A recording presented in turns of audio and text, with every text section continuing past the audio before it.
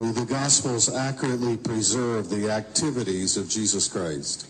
Pay careful attention to how Craig is phrasing his answers, because he's a very smart scholar. He says that the Gospels are in essential agreement with one another, and we can pretty well know what Jesus says.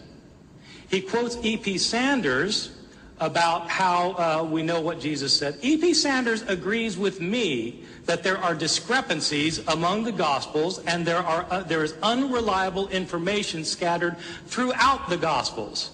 And I want to know if Craig agrees with me, because he says that the Gospel writers adapted the words of Jesus. That means they changed the words of Jesus. If they changed the words of Jesus, then how do we know where they've changed them, and where do we know we're actually reading the words of Jesus?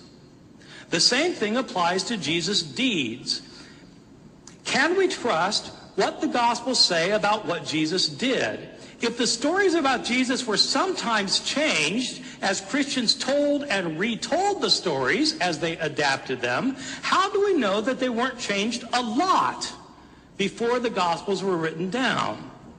Or are we to think that all four Gospels are 100% accurate with respect to Jesus' activities?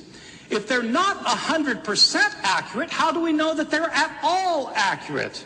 And if we don't know how accurate they are, why should we trust them as historical sources?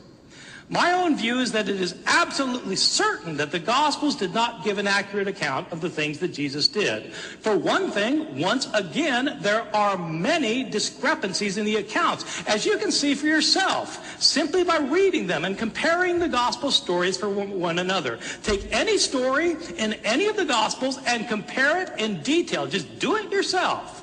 Compare it in detail with the same story in another Gospel. You will see multiple differences. During Jesus' temptations, what was the second temptation? To jump off the temple or to bow down to worship Satan? Matthew says the first, Luke says the second. If one of the authors felt free to change the details of the story, how do you know that he didn't feel free to change the substance of the story? Did Jesus ride one animal into Jerusalem at the triumphal entry, as in Mark, or did he ride two animals, as in Matthew? Did Jesus have extensive conversations at his trial with Pilate, as in John?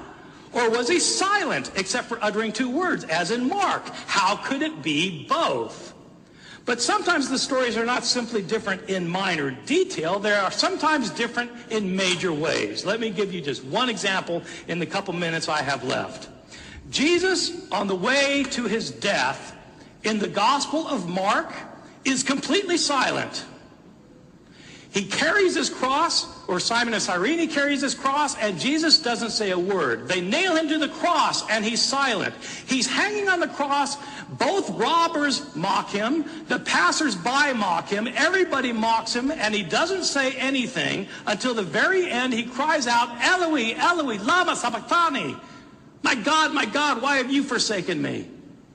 And he dies. That's the end of the story in Mark. Because then he gets raised from the dead. But how did he feel at the end? Compare that with the Gospel of Luke. In Luke, Jesus is not silent on the way to be crucified.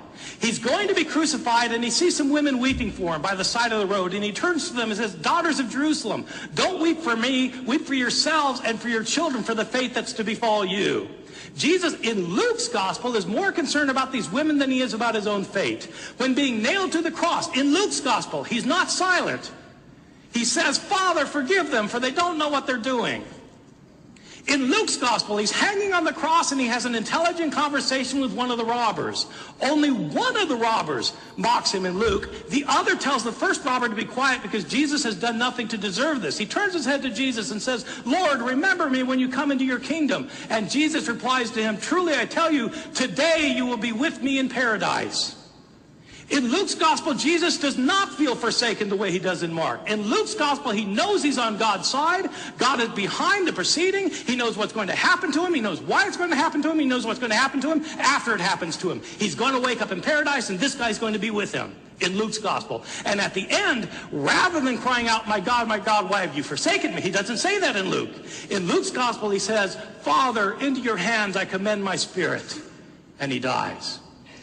This is a very different portrayal of Jesus going to his death from Mark.